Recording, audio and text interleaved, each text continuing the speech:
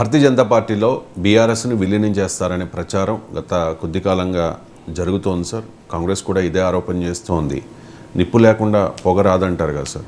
మరి ఇదే ప్రచారం కంటిన్యూస్గా జరుగుతోంది. ఈ వ్యాఖ్యలపై కేటీఆర్ కూడా చాలా అగ్రెసివ్గా రియాక్ట్ అయ్యారు. ఇలాంటి వ్యాఖ్యలు చేస్తే పరువు నష్టం దావా వేస్తామని కూడా వార్నింగ్ ఇచ్చారు. నిజంగా ఇటువంటి ప్రచారం వల్ల బీఆర్ఎస్ పరువుకు నష్టం జరుగుతుందా? వేయాల్సి వస్తే ఎవరి మీద పరువు నష్టం దావా వేయాలి? పరువు జరిగింది. ఎప్పుడైనా ఒక పార్టీ ఇంకో పార్టీలో విలీనం అవుతుందంటే పరువు నష్టం జరగకపోతే ఏమవుతుందండి? నాకు అర్థం కాని క్వశ్చన్ సార్. సో ఒక పార్టీ ఉండదు, ఈ పార్టీ ఇంకో పార్టీలో విలీనం అవుతుంది అన్నప్పుడు పరువు నష్టం కదా అండి. ఇక ఇప్పుడు మీ వ్యాపారం మూసేస్తారు అన్నప్పుడు పరువు నష్టం కదా. మీరు ఫెయిల్ అవుతున్నారు అంటే పరువు నష్టం అవుతుంది కదా ఆటోమేటిక్గా. సో అందువల్ల పరువు నష్టం కాదా అంటే అవుతుంది, గ్యారంటీగా అవుతుంది.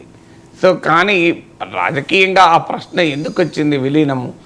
పరువు నష్టం దావా వేస్తాం అంటే ఎవరి మీద వేస్తారు అంటారా? అంటే ఈ విలీనం చేస్తారన్న రాజకీయ నాయకుల పైన వేయగలరా? రాజకీయాల్లో చాలామంది చాలా విమర్శలు చేసుకుంటుంటారు. పొలిటికల్ క్రిటిసిజానికి డిఫమేషన్ సూట్లు వేస్తే దేశంలో పరువు నష్టం కేసులు తప్ప వేరే కేసులు ఉండవు. ఇక మీడియాలో వార్తలు వచ్చినందుకు వేస్తారని మీడియాలో ఎందుకు వచ్చింది? ఏదో ఒక చోట బీజేపీ బీఆర్ఎస్ సంబంధాల గురించి బీఆర్ఎస్లో ఇంటెన్స్గా చర్చ జరిగింది కనుకనే ఆ రకమైనటువంటి వార్తలు వచ్చాయి. ఒక దశలో విలీనం అనే ప్రతిపాదన కూడా బీఆర్ఎస్ నాయకత్వం ఆలోచించిందని నేను స్టేట్మెంట్ ఇవ్వడం లేదు, కానీ ఆ పాసిబిలిటీని కూడా ప్రతిపాదించిన వారు ఉన్నారు నాకున్న సమాచారం ప్రకారం. అందుకే వినోద్ కుమార్ పాలిటిక్స్లో ఎనీథింగ్ ఈజ్ పాసిబుల్ అన్న పదం అనడం అనేది ఒక పెద్ద చర్చకు కారణమైంది. నేషనల్ మీడియాలో కూడా అది భారీగా డిస్కషన్ అయింది. అయితే బీఆర్ఎస్ లాంటి పార్టీ విలీనం అవుతుందా, తన అస్తిత్వాన్ని కోల్పోతుందా అంటే స్టిల్ ఐ డోంట్ బిలీవ్. అస్తిత్వం కోల్పోయేలా ఒక పార్టీ ఇంకో పార్టీలు ఎందుకు విలీనం అవుతుంది? ఏమిది ప్రజారాజ్యంలాగా అప్పుడే పుట్టిన పార్టీ కాదు. రాష్ట్రాన్ని 10 ఏళ్ళు పాలించిన పార్టీ, రాష్ట్రమంతా రూట్స్ ఉన్న పార్టీ. విలీనము బీజేపీలో అవుతుంది అనేది నేను కూడా ఆ వార్త వచ్చినప్పుడు నమ్మలేదు. కానీ బీఆర్ఎస్లో చర్చల సమయంలో ఏం చేద్దాం మనం అన్న సమయంలో ఒకానొక ప్రతిపాదనగా కొంతమంది, అది నాయకత్వం అంగీకరించవచ్చు కావచ్చు, అది అక్కడ దాకా వచ్చినట్లేదు. బట్ అది కూడా ఒక పాయింట్గా చర్చ లెక్కైతే వచ్చింది కనుకనే మీడియాలో వార్తలు వచ్చాయి. సో మరి ఇక ఒకటి మాత్రం అండర్స్టాండింగ్ ఏంటంటే బీజేపీ పైన దూకుడుగా ఉండకూడదు.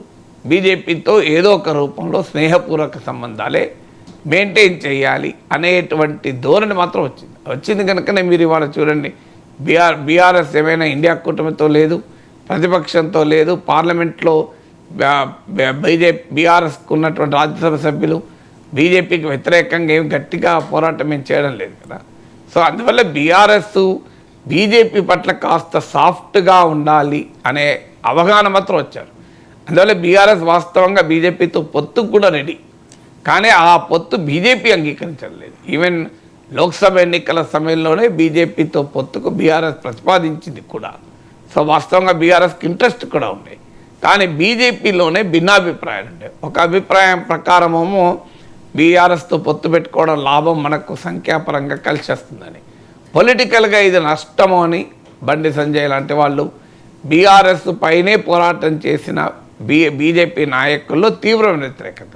ఇది పార్లమెంట్ ఎన్నికలు, మోడీ ప్రభావము, జాతీయ రాజకీయాల ప్రభావము, మన బీఆర్ఎస్ వల్ల లయబిలిటీ అవుతుంది, మనకు అవసరం లేదు అని అన్నట్లే బీజేపీ 8 సీట్లు గెలుచుకుంది. ఇక బీఆర్ఎస్తో కలిసి ఉంటే ఏమయ్యేది? ఆ 8 3 అయ్యేదా, 8 13 అయ్యేదా, ఎవరు చెప్పలేము. సో ఎందుకంటే ఎలక్షన్స్లో రాజకీయాల్లో అరిథమెటిక్గా ఉండదు, కెమిస్ట్రీ ఉంటుంది. సో అందువల్ల ఈ వాదన బీజేపీలో బాగా పెద్ద ఎత్తున జరిగింది. బీఆర్ఎస్తో పొత్తు పెట్టుకోవడం ప్రయోజనమా, పొత్తు పెట్టుకోకపోవడం ప్రయోజనమా? అయితే మేము బీఆర్ఎస్తోనే కొట్లాడాం కదా, బీఆర్ఎస్ పైన ఆరోపణలు తీవ్రంగా చేశాం కదా, ఎట్లా కలుస్తామని బీజేపీలు అనొచ్చు. ఇలా చాలా పార్టీల మీద బీజేపీ కొట్లాడిన తర్వాత కలవలేదా? పక్కన తెలుగుదేశం ఎందుకు ఉదాహరణ కదా. చంద్రబాబు నాయుడు మోడీ ఎన్ని రకాలుగా విమర్శించాడు, పోలవరం ఏటీఎంగా మార్చుకున్నాడు, ఇలా ఎన్ని రకాల విమర్శలు, 40 రకాల విమర్శలు, మళ్ళీ గెలవలేదు రాజకీయాల్లో.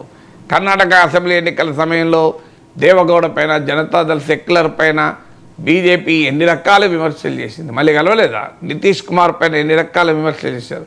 నితీష్ కుమార్ గెలిస్తే పాకిస్తాన్లో టపాకాయలు కాల్చుకుంటారని అమిత్ షాని అన్నాడు. అదే నితీష్ కుమార్ ఎన్డీఏకు ముఖ్యమంత్రి కాదా?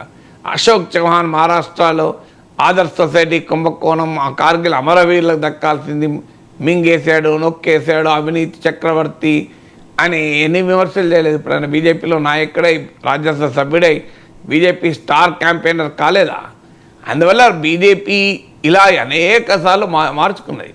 అందువల్ల ఇవాళ ఏదో బీఆర్ఎస్తో కలవదు, కేసీఆర్ను వ్యతిరేకంగానే ఉంటుంది అన్న గ్యారెంటీ ఏమీ లేదు. రాజకీయాల అవసరాలను బట్టి మారుతూ ఉంటారు. కానీ ఇప్పుడున్న కాంటెక్స్ట్లో బీఆర్ఎస్తో కలిస్తే తమకు నష్టం అని బీజేపీ నాయకత్వం బలంగా భావించింది. అందుకే బీఆర్ఎస్తో బీఆర్ఎస్ ఆసక్తి చూపింది, కానీ బీజేపీ ఆసక్తి చూపలేదు. సో అందువల్ల ఈ వార్తలన్నీ రావటానికి ఒక పొలిటికల్ కాంటెక్స్ట్ ఉంది. బీఆర్ఎస్ బీజేపీతో తన సంబంధాలని రీడిఫైన్ చేసుకొని పునర్నిర్వచించుకునేటువంటి క్రమంలో ఈ వార్తలన్నీ వచ్చాయి. ఇప్పుడు మనం చూస్తున్నాం బీఆర్ఎస్ ఇప్పుడు వక్ఫ్ ఫ్యాక్ట్ వచ్చింది. బీఆర్ఎస్ దానిపైన ఏ కార్యాచరణ కానీ యాక్టివిటీ కానీ లేదు. కేంద్ర బడ్జెట్ ఉంది, విమర్శలు చేశారు తప్ప సీరియస్గా ఏమీ లేదు కదా. అందువల్ల బీఆర్ఎస్ బీజేపీ పైన పోరాడాల్సిన స్థాయిలో పోరాడడం లేదంటేనే అర్థమవుతుంది కదా. ఎక్కడో ఒక చోట BRS still hopeful of aligning with BJP.